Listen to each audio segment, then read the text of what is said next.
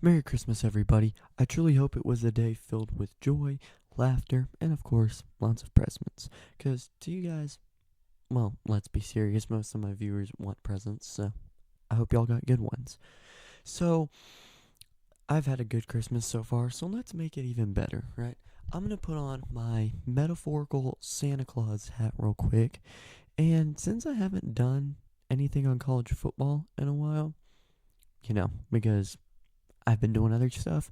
Like, if you guys want to go watch my collab with Andrew Van Eichel, please go check that out. It's awesome. We had lots of fun doing it. But we're going to do something a little bit different. And yes, I have a mic now. I got some better equipment. My camera still sucks, though, because I'm using my backup computer. So don't clown me, okay? So, I was thinking of what I should do for today, and again, we're going to put on our metaphorical Santa hat, and I'm going to give, I guess, gifts. If I were Santa, what would I give to these college football teams? I've gathered about 18 to 20 of them, and we're going to go through our list and say, what does this team need? What does this team deserve? Keep in mind, some of these are not realistic at all.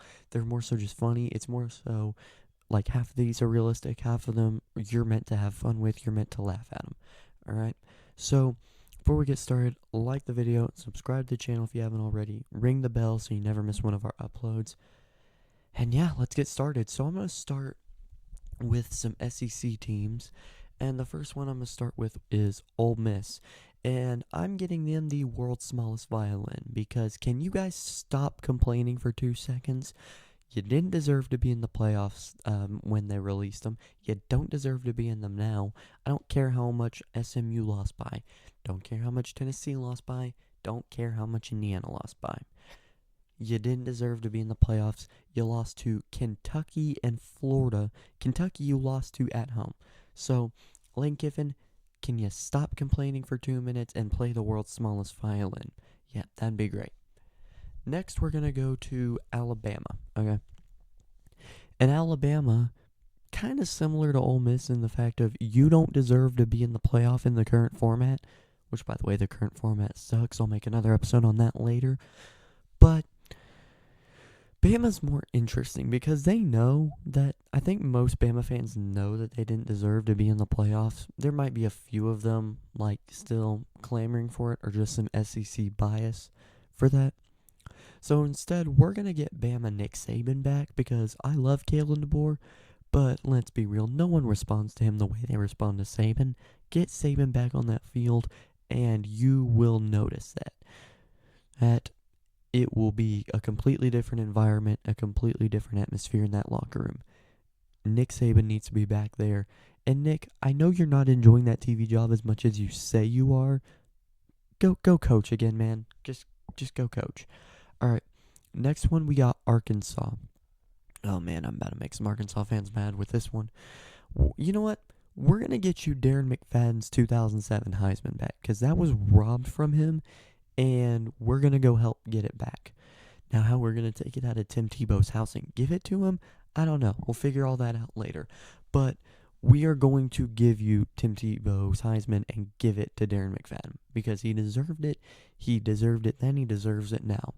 McFadden, you might not have done anything in your career, but you need a Heisman, okay? We're just going to give it to you.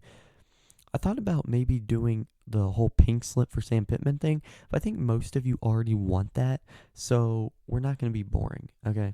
I wanted to be a little bit creative. Now we're going on to Kentucky, and we're actually going to get them 2 things. We're going to get them, 1, basketball season year-round because, let's be real, that's the only Kentucky sport that's not very depressing.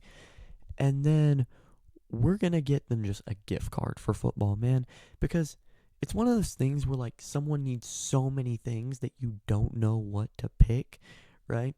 So we're just going to get them a gift card, go let them pick out what they want. A quarterback, an offensive line, a new defensive coordinator, just something that will say, hey, we know you're struggling, just go get what you want because I don't know what you need, okay? I feel like that'll make Kentucky fans happy, and it'll make Mark Stoops happy, okay? Next up, we're going to go to Tennessee, and we are going to get them all the whiskey in the world so they can drink away the pain of Ohio State. No, seriously, what in the world was that game? I said before the game started, I'm like, this is going to be the best playoff game of the bunch, right? Like, we've already had a solid game today with Clemson, Texas. Surely this game will be better. Nope. I had some hope after the end of the first half because Nico actually got some of the offense rolling. But it turns out Tennessee ran out of all of their gas after that because, dude, that was a horrible game. And Tennessee fans are just depressed on Twitter right now. So just go get them whiskey, let them drink their pain away, okay? Hey, Harold, that's a joke. Please don't fire me or something, okay? Um I really struggled what to do with this next team because I feel like South Carolina is just mad, okay? So we're going to get them the addresses of every SEC ref's house so they can go and teach them a lesson, okay? Because South Carolina had like 4 games this year that were just abhorrently called against them. Alabama, LSU, Clemson, and really Ole Miss too were all just completely stacked against them officiating wise. It cost them the LSU and Alabama game and probably a spot in the playoff. So we're going to go get you every single SEC ref's address and maybe throw in a baseball bat there too so you can go just take your anger out, okay? Because you guys went through a rough time during the whole playoff stuff. You deserve it, okay? Next up, we're going to go for Georgia.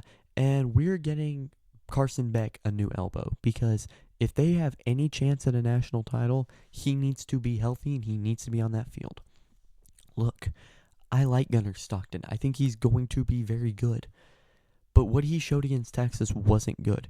Yeah, you guys won the game. You want to know why you won the game? Because you leaned on Trevor Etienne the entire game. Like, after the first half, that's all you did was lean on Etienne, and then Stockton ran the ball some. You didn't put Stockton in any pressure situations, and I feel like if you do that, your team's going to crash and burn, okay? So we're going to get Carson Beck a new elbow and have him get out on that field because if he doesn't, you guys are screwed. Not trying to be mean. It's just the truth. All right. Next team. Hang on, let me look down here. Oh, I almost forgot they existed. Auburn, I don't know what to get you. I would say a new coach, but Hugh Freeze has pulled in 2 top 10 recruiting classes, so I don't think that's feasible. I don't know. I would say a new quarterback, but you just went and got Jackson Arnold, so that's taken care of.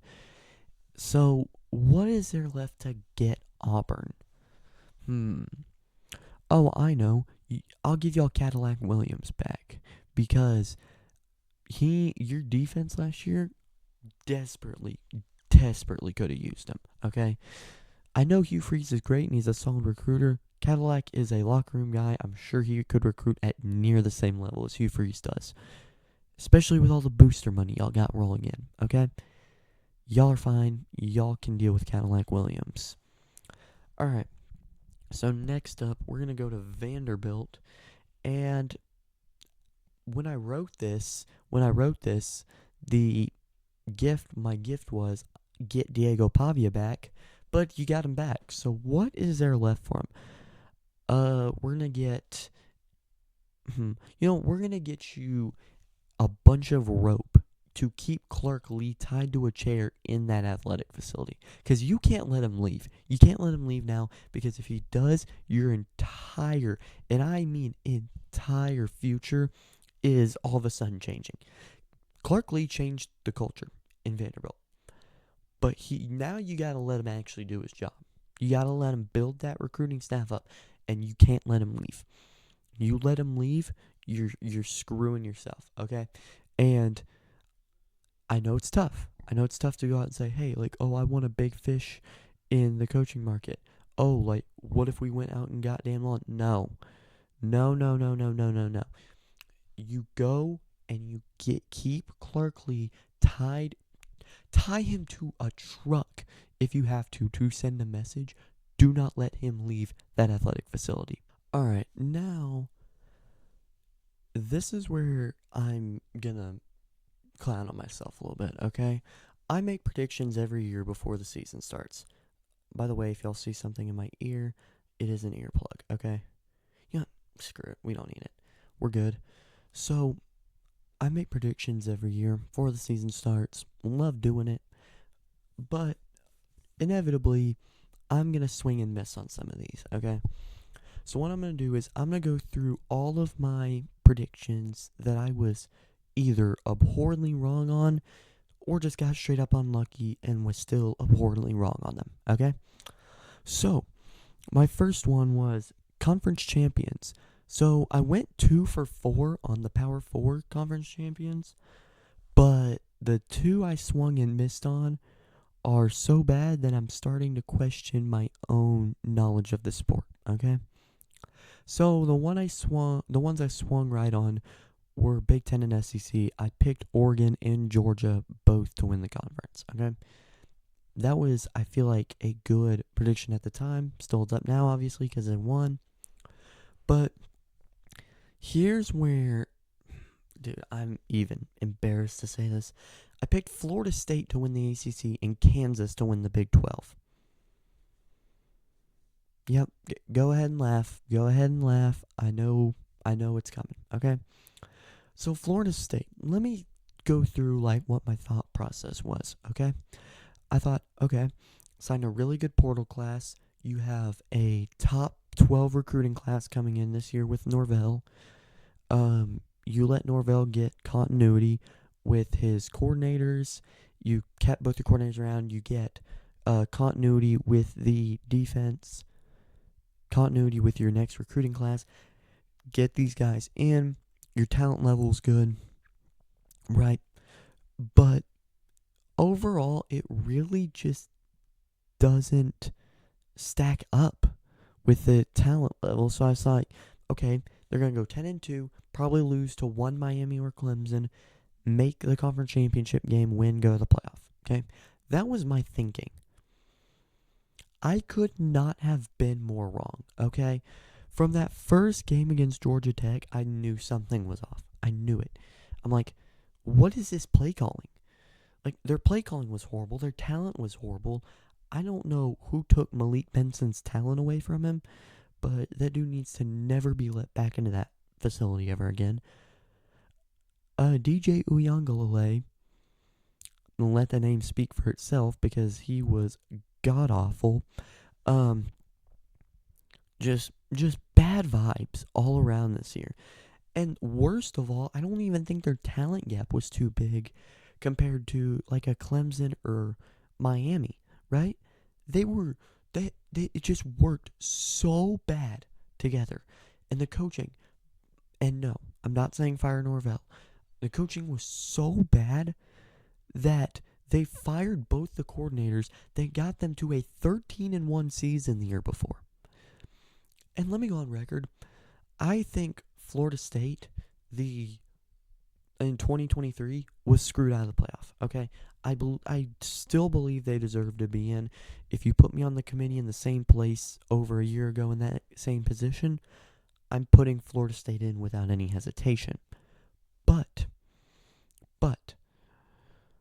that doesn't excuse the fact that this has maybe been one of the worst seasons in Florida State football history, if not the worst.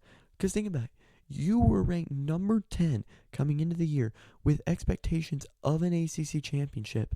And what do? You puke on yourself over and over and over again, week in and week out. It was so bad. It was so bad watching them. That's the thing. Right? Like some bad teams, you're like, oh, it's fun to watch them. Like, oh, they're a likable team. There was nothing likable about Florida State. There was nothing likable about them. That's the worst part of it. Like, it wasn't fun watching them. It just hurt you. Because you knew going in, like, this team's not going to be able to run the ball. They're not going to have a good secondary. Probably going to get torched. Like, they're probably going to lose by 15 or more. They weren't good at all. They weren't fun. There was nothing redeemable about Florida State this year. And now we go to my Kansas prediction, okay? Now, this one I think is less egregiously bad, but they still went 5-7, okay? Now, they had 6 losses in one-score games.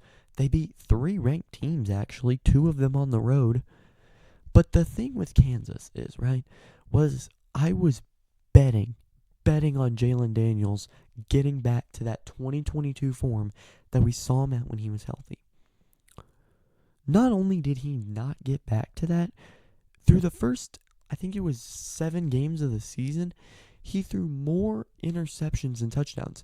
And people say, oh, that's only 7 games. That's a smaller sample size than what we're used to seeing. That's over half a season. That is over half a season. Kansas was not good. And it was because Jalen Daniels just didn't take that step forward that we've been expecting from him. Devin Neal was great as always. Daniel Highshaw, great as always. Isaac Grimm and Lawrence Arnold, pretty good receivers. It all hinged on Daniels. And he makes some more plays in that West Virginia game or any other game, for example, like the Illinois game even. They probably win. They're probably in Big 12 title contention. But Daniels didn't get it done. And, yeah. I feel so stupid for picking both of them. Like, I put my faith in Florida State and Kansas football. Why am I stupid? So, now we're going to go to my Heisman pick. So, my top 5 for the Heisman going into the year was none other than Carson Beck, Shadur Sanders, Quinn Ewers, Teddertarian McMillan out of Arizona, and this last one, this one's especially bad. I picked Jalen Daniels, okay, to be one of my Heisman picks. So you look at that and you think, wait a minute, there's a lot of talent in this top 5. This wasn't a bad prediction at the time. You're right, it wasn't. But it has aged so unbelievably bad that I don't even know how to respond.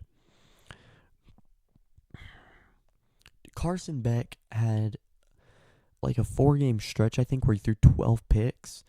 Shadur was good, but was overshadowed by Hunter and just never looked comfortable in the pocket. McMillan was elite for several games and then disappeared for others. Wasn't bad, just wasn't what I expected out of him. Ewers, while he was hurt for 3 games, even when he was playing, he didn't honestly look that good. Hasn't looked good yet. I don't understand what happened to him, but even as an Oklahoma fan, like, I'm shocked at how bad he's done this year. And the last one, this is how you should know to never trust me with picks. Jalen Daniels was just bad. Again, more interceptions and touchdowns for most of the year. Only really padded stats on in the last 3 games, and that was after Leipold finally said, we are just straight running it with Devin Neal and not doing anything else. I always knew Daniels had the talent, and he did, but he never used it right, which was honestly a lot more disappointing in of itself.